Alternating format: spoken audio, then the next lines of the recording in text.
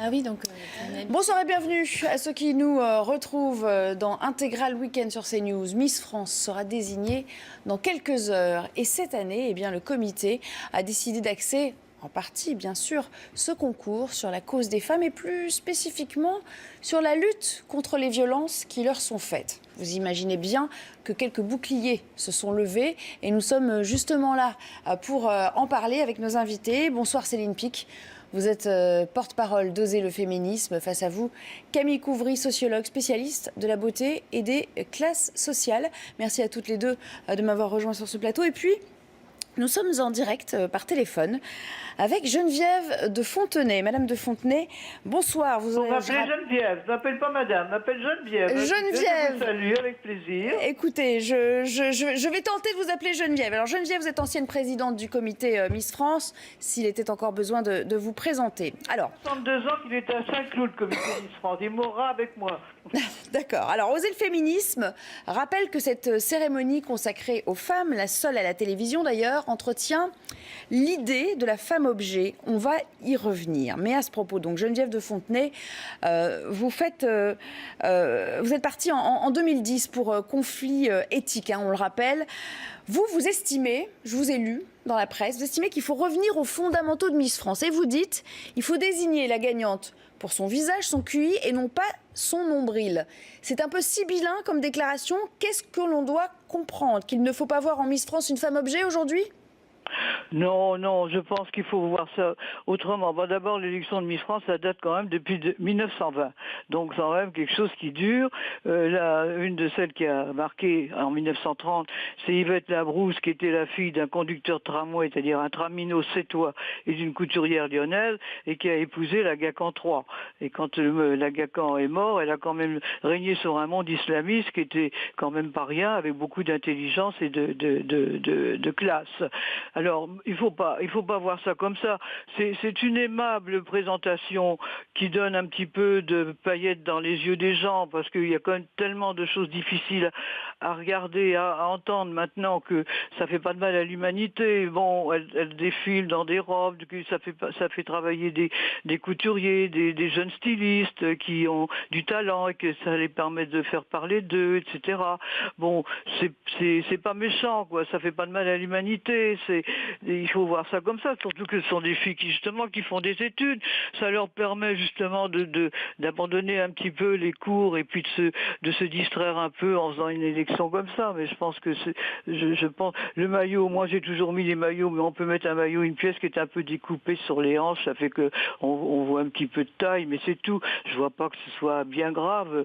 Moi je l'ai jamais fait, mais que Sylvie Tellier qui est là depuis, parce que quand c'était Xavier Couture qui était là avant et il cherchait quelqu'un pour le remplacer, j'ai tout de suite pensé à Sylvie parce qu'elle faisait des étudiantes en droit à Lyon et j'ai pensé qu'elle était tout à fait capable de faire ça. Elle le fait très bien et vraiment je suis très très contente que ce soit elle qui ait pris le flambeau parce qu'elle le fait bien. Je comprends bien Geneviève, il ne faut pas en faire des caisses et en gros c'est un peu réducteur de ne voir en ce concours que l'apologie de la femme objet. Alors, non, la femme objet, vous savez, mais finalement la femme a toujours été un objet. Quand vous voyez Théophile Gautier qui disait les jeunes athéniennes laissant tomber leur voile devant Praxitèle méditant sa Vénus, c'était déjà des concours de beauté.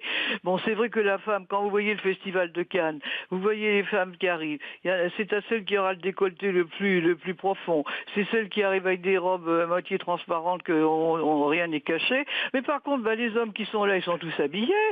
Même les photographes sont habillés, sont en costume. Quand vous voyez, parce que j'étais assez choquée qu'il y a un journal de télévision qui avait mis que je disais qu'elle servait d'appât sexuel pour les gens. J'ai dit que c'était les mannequins qui faisaient les pubs de parfums, parce que les parfums maintenant, c'est vraiment des pubs à caractère sexuel. Ça, c'est vraiment très, très marqué, d'autant plus que certains créateurs, je ne vais pas les nommer, mais c'est quand même assez assez limite. Alors, mais les dernières que je viens de découvrir, c'est tout récent. Alors, c'est même plus les produits de beauté, c'est Darty avec des machines à laver. Je vous recommande de regarder parce que alors là c'est le pompon. Et j'espère que Mme Ernotte va quand même un peu regarder qu'il faudrait peut-être arrêter tout ça parce que ça commence à devenir, là c'est très violent. Hein, c'est très Je pose une question spécifique. Le Pérou, vous le savez, a récemment innové en faisant de sa soirée de couronnement de Miss une soirée de lutte contre les violences. La France a donc décidé de reprendre cette idée à son compte. Bonne idée, fausse bonne idée selon vous? Non, parce que ça sert à rien, ça ne rime à rien. Cette violence-là, on ne peut rien faire contre cette violence. Écoutez, pour reprendre les derniers cas qu'on en a parlé dans la presse, vous avez un policier qui, dans sa vie de travail, était remarquable, qui faisait très bien son boulot. Il rentre chez lui, il tabasse sa femme, qui est elle-même policière d'ailleurs. Il la tabasse tellement qu'elle en meurt.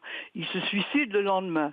3 semaines après, un autre policier, sa copine, il la connaissait depuis 6 mois, elle ne voulait plus de lui, il a essayé de la tuer, il l'a blessée, mais il a tué 3 personnes, il se suicide aussi. Et ce qui m'a mis hors de moi, alors là je suis en colère parce que ça c'est tout récent, le maire de Béziers, parce qu'il croit qu'il va avoir un TGV à Béziers qui fait une affiche avec une femme qui est ligotée sur les rails, et comme discours il met, si c'était un TGV elle aurait moins souffert. Mais comment on accepte ça? Comment on accepte ça? Et qu'est-ce qu'on peut faire contre la bêtise, la connerie, la méchanceté, parce qu'il paraît que c'est de l'humour. Mais comment on peut faire de l'humour avec ça? Vous éloignez un petit peu de ma question initiale néanmoins. Parce que ça va donner des idées à ceux qui n'ont pas de neurones et qui vont dire à ceux qui veulent tuer sa femme, lui dire c'est bien ça, tiens, j'aurais faire ça. Vous évoquez des cas un peu extrêmes, là où ma question était quand même assez simple, c'était sur le fait que Miss France monte au créneau pour lutter contre la violence faite aux femmes. Et merci beaucoup pour votre intervention, Geneviève. Je vous remercie de m'avoir volé, mais en tout cas, je pense que t'es malvenu parce que ça servira à rien de toute façon. Voilà. D'accord, mais merci beaucoup pour... on a votre réponse, ça servira à rien. Je veux quand même terminer pour vous dire que je voudrais que les canons de la beauté remplacent les canons de la guerre. Très bien, merci. Ce sera votre mot de la fin. Merci à vous pour cette intervention. Aux personnes qui sont sur le plateau. Bonsoir Céline Pic. Bonsoir. Et bonsoir Camille Couvry. Peut-être une réaction. Une réaction, alors peut-être sur le dernier point concernant les violences faites aux femmes. Ensuite, on reviendra peut-être sur la question des Miss. On est, nous les féministes, extrêmement mobilisés sur la lutte contre les violences masculines faites contre les femmes. Et on pense qu'il n'y a aucune fatalité. Et au contraire, en fait, quand on voit l'histoire du féminisme, ça fait 100 ans et même plus que les femmes se battent pour faire avancer les choses et faire reculer un certain nombre de choses, dont les violences dont elles sont victimes.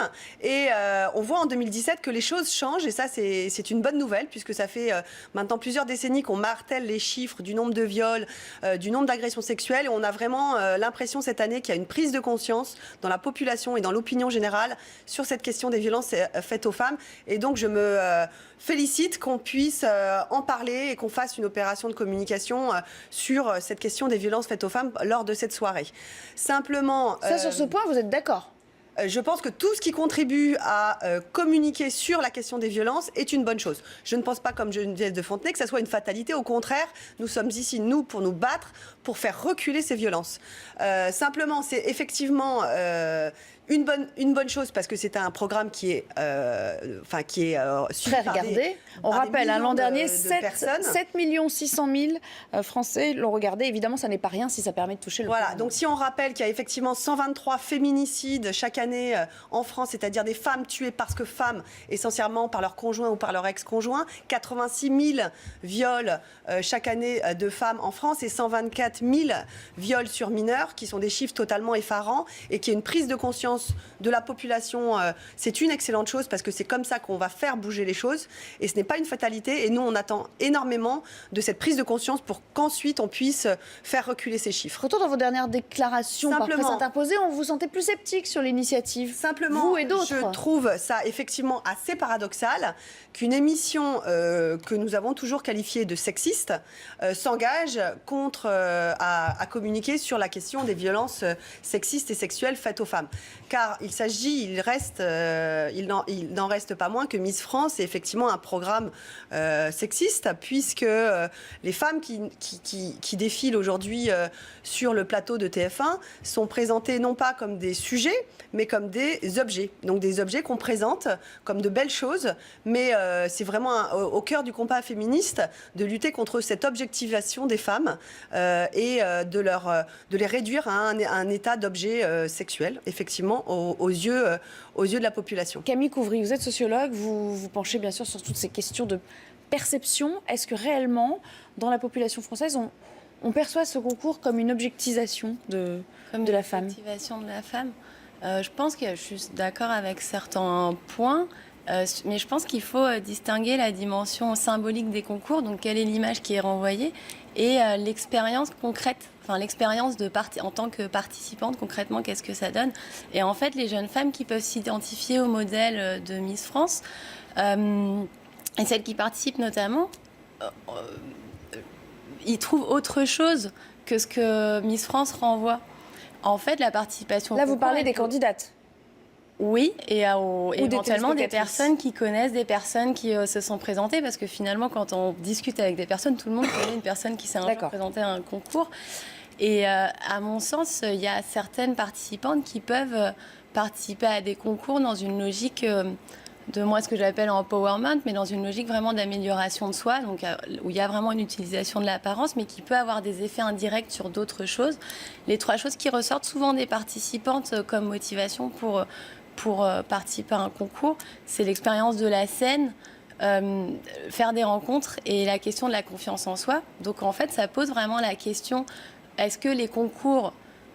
Enfin, finalement, les concours peuvent être utilisés comme un moyen d'accroître sa participation sociale pour certaines jeunes femmes. Et du coup, l'idée d'en faire... Vous n'êtes pas du tout dans le discours féministe, là, pour le coup.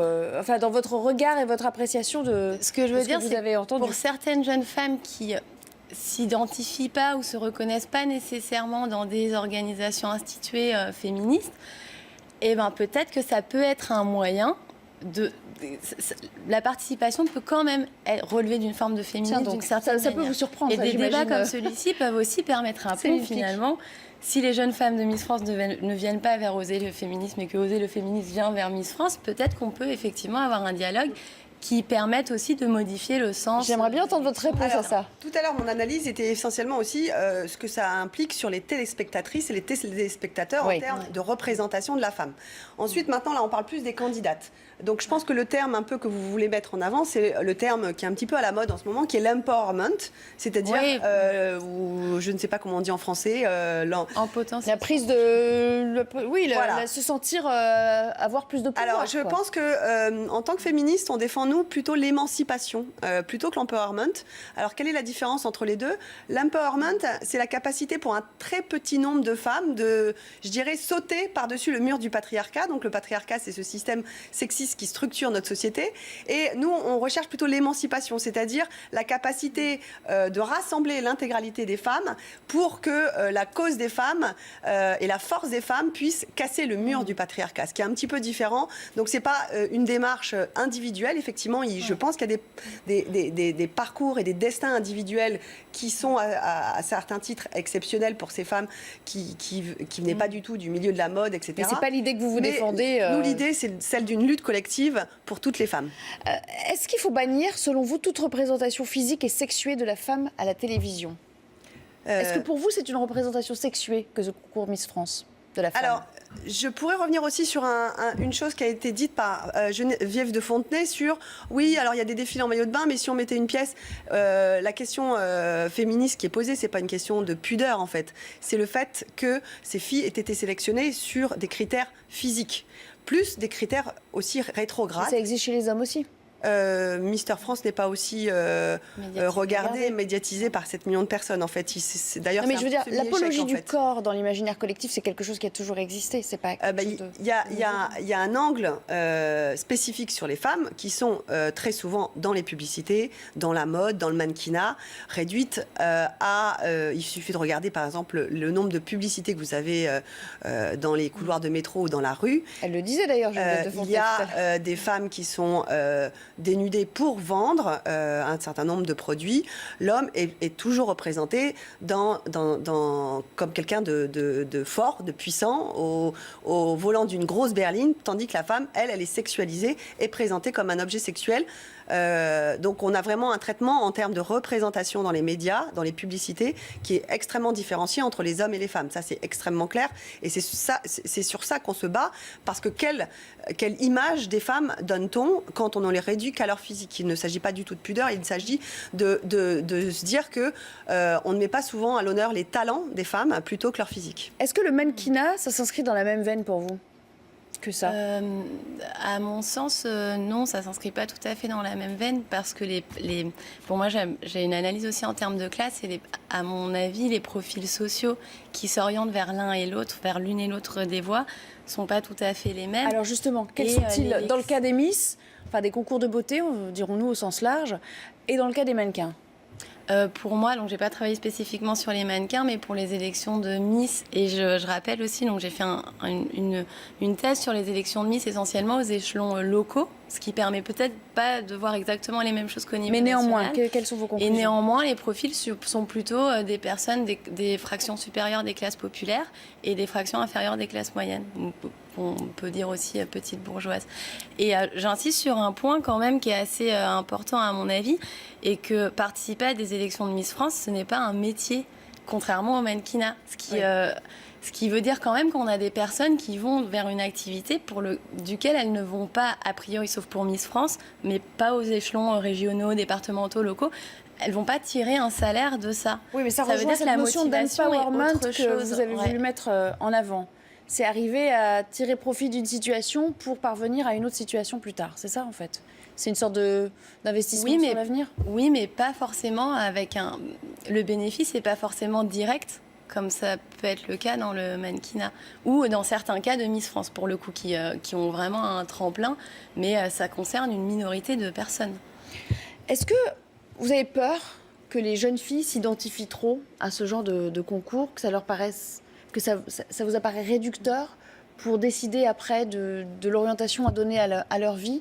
Est-ce que, au fond, elles regardent ça avec un peu de distanciation, ou est-ce que trop se sentent partie prenante de ce genre de concours, comme si c'était finalement le rêve d'une vie? Je pense que ce concours s'inscrit dans tout un tas de représentations sexistes, mais il en fait partie. Et qu'est-ce qu'il instille aussi, je pense, dans l'esprit des jeunes filles? Donc il y a effectivement cette obsession de la beauté, de répondre à un certain nombre de standards de beauté qui sont totalement inatteignables. Je pense que ces jeunes femmes font du 34 ou du 36. La taille médiane en France est du 42. Et puis il y a aussi des critères qui sont extrêmement rétrogrades, qui véhiculent une sorte d'image de la pureté de la femme. Je rappelle que, par exemple, les Miss France, les candidates à l'élection de Miss France ne doivent pas être mariées, ne doivent pas avoir d'enfants. Ce serait mieux qu'elles soient célibataires. Alors, c'est pas totalement obligatoire, mais en tout cas, si elles ont un petit ami, il vaut mieux que ça soit fait de façon discrète. Elles ne doivent pas avoir de tatouages, ni de piercing, et elles ne doivent pas avoir des cheveux frisés, en particulier les coupes afro. Donc il y a tout un tas de critères qui sont extrêmement rétrogrades, qui voudraient montrer un petit peu une sorte de modèle avec une sorte de bonne réputation. Et là, vraiment, on est dans du normatif rétrograde et sexiste. Vous parlez des candidates Camille Couvry. Est-ce qu'il y a une frange spécifique de la population qui regarde, ou est-ce que tout le monde s'intéresse potentiellement, et pour des raisons sans doute très diverses, à ce genre de concours télévisé? Peut-être même en cachette pour certains, diront. Je pense que parmi les personnes qui regardent Miss France, déjà, il doit y avoir les proches des participantes. Non, mais là, on parle de 7 millions de téléspectateurs. Ça transcende, j'imagine, les classes sociales. Moi, j'ai pas travaillé spécifiquement là-dessus, mais sur les informations que j'ai pu glaner, j'ai l'impression que le public est aussi quand même assez féminin. Effectivement, il y a un public de jeunes femmes ou de jeunes plus âgées femmes, mais en même temps, le public a l'air aussi plus large. Parce qu'il y a a priori plein de personnes qui regardent Miss France, et pour des motivations qui peuvent être différentes, en fait, que ce soit le soutien d'une personne qu'on connaît, regarder qui représente sa région, rigoler avec des amis. Il y a quand pas même de voyeurisme particulier associé? Peut-être qu'il y en a, oui. Pour vous, ça reste un peu... Il y a cette notion de voyeurisme qui par rapport au transparaît quand même? Pardon, par rapport aux représentantes de la région, je comprends que les téléspectateurs se disent tiens, on va regarder qui est notre Miss Normandie ou notre Miss Bretagne ou excusez-moi. Oui, il y a un peu de jeu régionalisme, de chauvinisme. Voilà, et on dit souvent, mais en fait c'est un concours où les femmes sont les ambassadrices de leur région ou les ambassadrices de leur pays en étant Miss. Je suis un petit peu vous trouvez dommage que ce soit sur le thème ambassadrice parce que si on met ce terme ambassadrice au masculin, on a le terme ambassadeur. Et là, vraiment, on a une toute autre vision d'un ambassadeur. Un ambassadeur, c'est un homme puissant, un homme politique, un homme qui a des responsabilités. Et une ambassadrice, c'est une jolie femme qui défile en maillot de bain. Donc vraiment, il y a un double Il y a des standard. ambassadrices aussi dans les... Oui, mais c'est le terme qui est souvent utilisé dans les Miss. Et c'est un petit peu dommage qu'on ne trouve pas de femmes... sur leur talent et sur leur responsabilité qu'on puisse qualifier d'ambassadrice un peu plus souvent. Merci à toutes les deux d'avoir préparé cette discussion. C'est tout le temps qu'il nous restait.